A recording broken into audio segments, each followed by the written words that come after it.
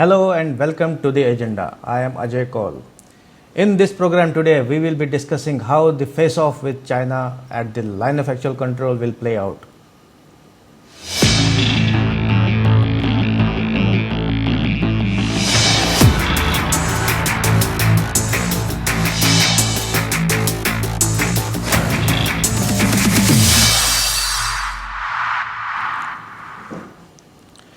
Even after a number of military and diplomatic conversations, the face off between India and China on the line of actual control in Ladakh continues.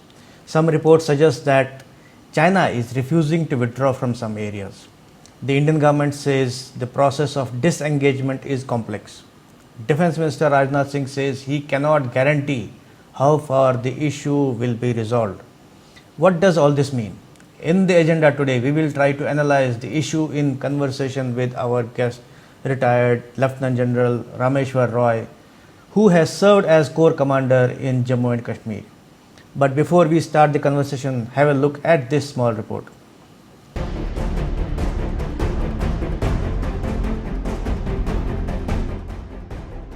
More than 2 months after the military faced off between India and China on the line of actual control in Ladakh began, there seems to be no end to it in sight. External Affairs Ministry says the process of disengagement is underway, but it is complex. Amidst the standoff, Defence Minister Rajnath Singh today visited Ladakh and met the local commanders and other army personnel. Addressing the troops, he said the process of talks is underway to resolve the dispute. He said matters should be resolved through talks, but he could not guarantee to what extent a resolution would be arrived at. At the same time, he asserted that no power in the world can snatch even an inch of Indian land. India and China have so far held 4 rounds of military talks on disengagement. The latest round was held at the level of Corps Commander, which started on Tuesday and stretched into the early hours of Wednesday. Earlier talks were held on June 6, June 22nd and June 30. While the Indian government maintains that both sides have agreed to disengage, there are some reports which suggest that China is refusing to withdraw from certain areas. This perhaps is making the process complex. According to experts' assessments, Chinese action in Ladakh was not off the cuff but a pre-planned one. It has mobilized thousands of troops on the LSC and is stationed well entrenched. India will have to make a lot of efforts to make the Chinese troops to go back to the pre-April positions, and it seems it is going to be a long haul. Bureau Report. So let's welcome Lieutenant General Roy. Good evening. Good evening. Yes, good evening. Thank you. So let me start with the Defense Minister Rajnath Singh's visit to Ladakh today. What is the message you see in that? See, the message is that now the Raksha Mantri has gone. We recollect quite some time back, he was required to go there. Then visit of Raksha Mantri was upgraded and Prime Minister himself had gone to Leh and he addressed the troops there. He made a very upgraded kind of a political statement directed at China without mentioning the name China. And it was being expected that it was a very big political messaging, because of which, if we really look at the fallout of Prime Minister's statement, that barely 2 days later we found that the process of de-escalation had started, and particularly from the Galwan Valley and the hot spring areas. And thereafter news started coming in that presently the disengagement has been agreed to for these 2 places. Other places the disengagement will follow slowly in a staggered time frame, and subsequently PLA of China will also start. Thereafter we have been getting regarding all this only through the sources. Now, we have Raksha Mantri along with the CDS and the Chief of the Army Staff, my assessment is that he has gone to take over the review of the situation and assess as to what progress has been made and what progress is expected in times to come, and is there any intervention that is required all the representatives, we call them special representatives, which were involved in the border talks. At what level, if some intervention is now required, then it should be carried out. And this is what I feel. Otherwise, beyond that, I don't attach any big significance to the visit of the Raksha Mantri at this juncture. But he made a very, while addressing troops in Ladakh, he made a very significant statement which I maybe took note of. He said that he cannot guarantee how much the matter will be resolved. This comes in the backdrop of MEA yesterday saying that the matter is very complex. So as a former army general, how do you view it? Maybe please explain it for our viewers. Ajay asked me, and I've been making the same statements right from the beginning of this more than 2 months long bit of that PLA of China has come to these places as part of its very well thought out strategy. Under that strategy, it has made substantial gain in terms of shifting the perceived line of actual control westward. We have that perception more towards the eastward, and they have their perception more towards the westward. I have been saying it all along that China, PLA has made out this strategy after a good amount of rehearsals on the ground. It has moved forward with all its war-making material, and it has come with full preparation. Therefore, in my mind, there has never been any doubt that despite the talk of this engagement, as far as the PLA's ground situation is concerned, it may sometimes give an impression that it is going back, and it may also make some movement of showing the movement backward. But my own assessment is that it would not like to lose all the gains that it has made, because all these gains that it has made have been made by the PLA of China without firing a single shot. Now this is again as per their old dictum that winning war without firing, and that is what they have done. Having done that, I do not understand why will they like to go back, because they already have made the gains without fighting, and then they have been also able to prevail upon India to go in for disengagement. They are not going to use force to change this scope or this present status of the line of actual control that they are trying to put on the ground. I do not understand what kind of agreement is being arrived at, because we have not had any official version from the sources, or as we call it, from the horse's mouth. Whatever we have heard so far is through the sources or the reliable sources. Now, how reliable these sources are, I have no idea about it, because I am retired now. I have no access to any official communication. All I come to know is from the media, and whatever knowledge one has of how the PLA of China has operated in the past, and how it is operating now, and how it is going to operate in the future. Going by that, I have no apprehension whatsoever that whatever gains the PLA of China has made, they are not going to give it in so easily, and therefore it is a good.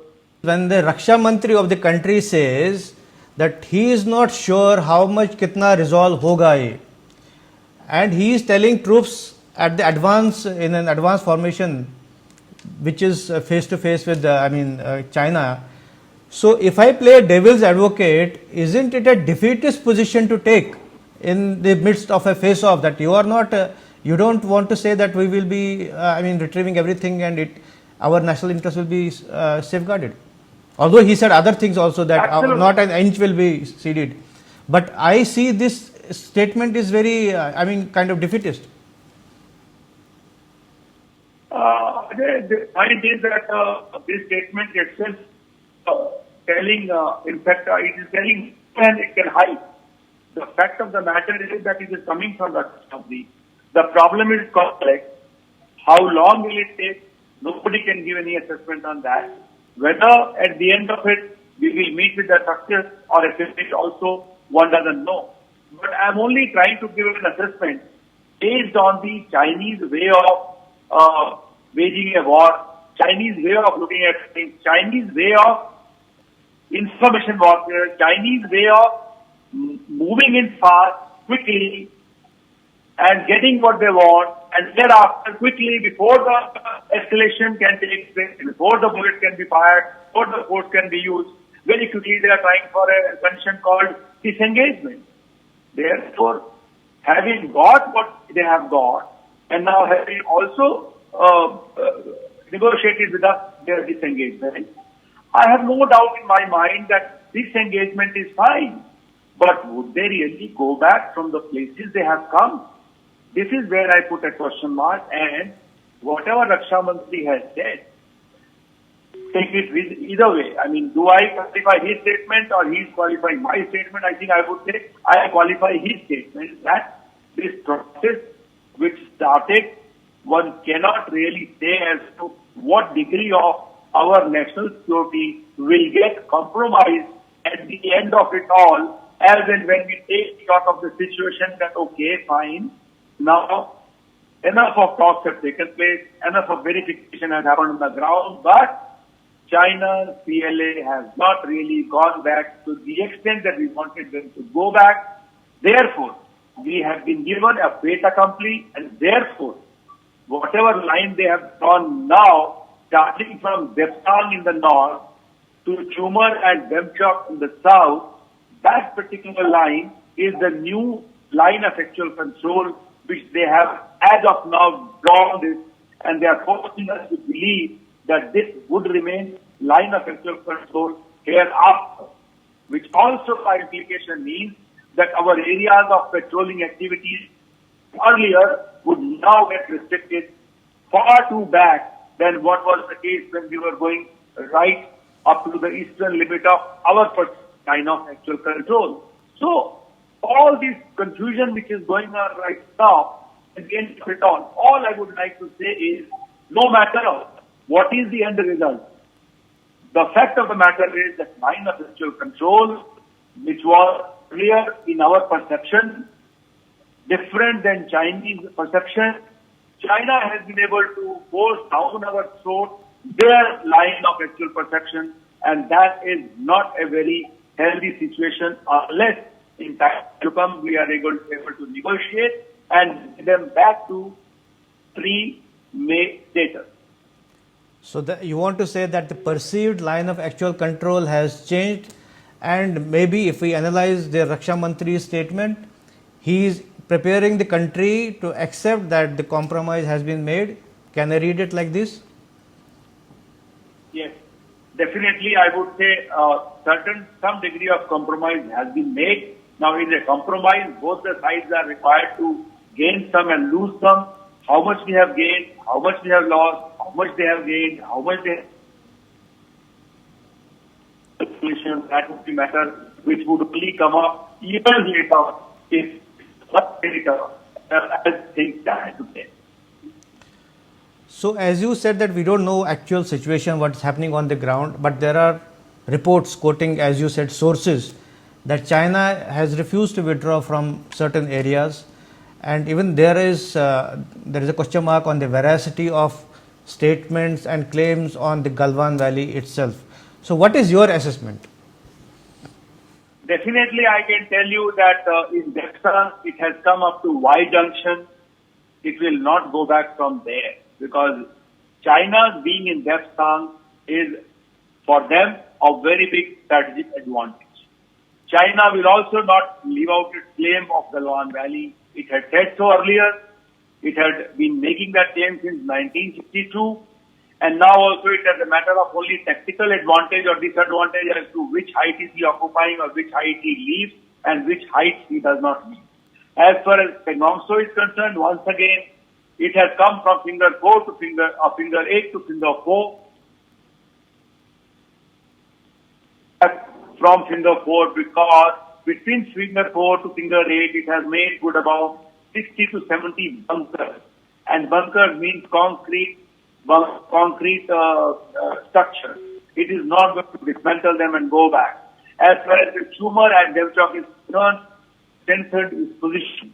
So, de facto, right from the song in the north to Demchok in the south, it has received on the alignment of the line of actual control, and no matter whether it moves east or west, couple of kilometers or whichever way it goes, fact of the matter is that this line of actual control as of now, as it stands, has been redrawn by the PLA of China, and it can now be changed only and only in case use of force is resorted to. Without use of force, voluntarily, PLA of China is not going to leave out the game which it has made without firing a single shot. This is my final assessment.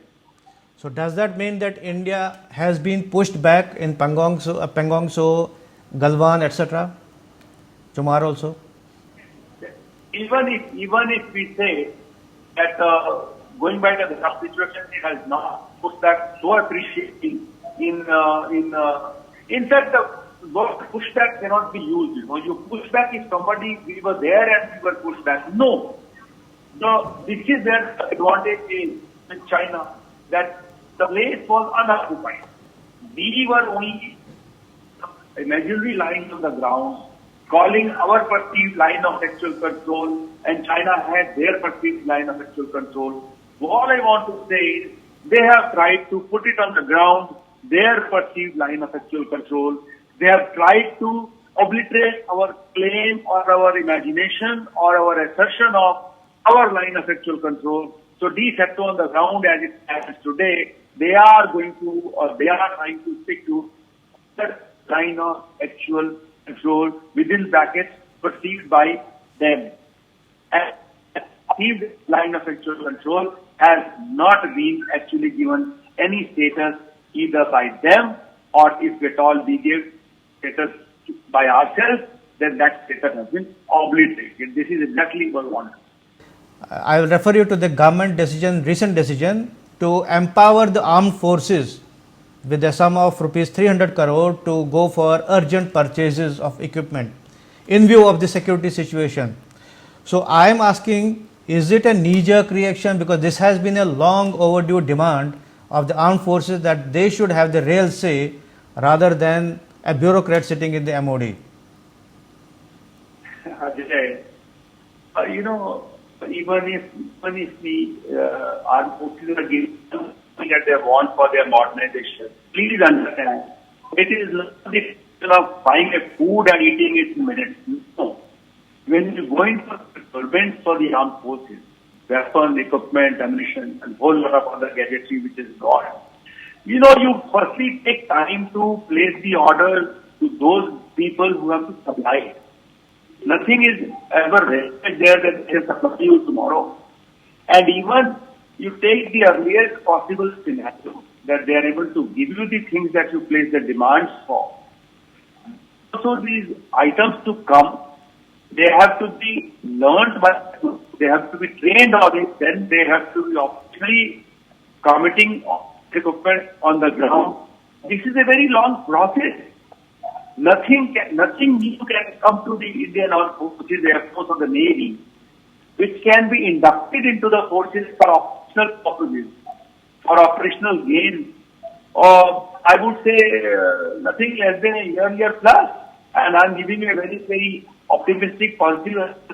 It takes years before a new equipment can be inducted and then operational it can be effective on the ground. One aspect of it. The second aspect is 300 crore going by the equipment which is required and the vintage equipment that we have. I would say it's like a drop in the ocean. I mean, what are we talking about? Formation of the armed forces. Just a recent news was there that India has spent 98,000 crore for food security, and for national has been given only 38,000 crore. And the absorption of 38,000 crore budget into a financial year, in a one financial year, for all the equipment that one requires, the processing time itself will go beyond one. So all this is very lopsided. Let's not go by this idea that because the money has come and the armed forces have been empowered, things are going to be changed on the ground. Those changes will occur only beyond 1 or 2 years. They cannot happen immediately. So is it like I think we saw such a situation during Kargil also, when Kargil 1999, there was a demand, there was requirement, and suddenly the government decided that we had to go for urgent purchases. So is the long-term planning missing, or maybe long-term strategy missing? Ajay, since you mentioned Kargil, let me give you a ground level feel. I was in service then and now I'm retired about 7 years back. Kargil Review Committee was a very empowered high-level committee, a group of ministers which was constituted, and it had certain recommendations in the year 2002. Now, will you imagine that in 2012, we had constituted a committee that means 10 years later to assess the progress made by this Kargil Review Committee in those 10 years. I do not have the exact feedback right now with me, and for security or the confidential reason, it cannot be disclosed either. But that progress wasn't very substantial. So our problem is that national security aspects of the nation have never taken the frontline consideration by our policy planners time. A crisis comes, we react to the crisis, we are able to arrest the crisis, we are able to resolve the crisis, and thereafter we lose the focus and move on as business as usual. Unless we have a focus on national security as a frontline agenda, I don't think we will ever be able to make ourselves from the national security perspective very strong, externally or internally. And our basic problem is that we do not have a strong focus always on the agenda of no matter which government has come to power. So we need a clear agenda, long-term agenda to safeguard our security. Unfortunately, we are running out of time. Thank you, sir, for participating in this debate. This is all in the agenda today. Thanks for watching. I will come back with another interesting topic tomorrow. Till then, goodbye.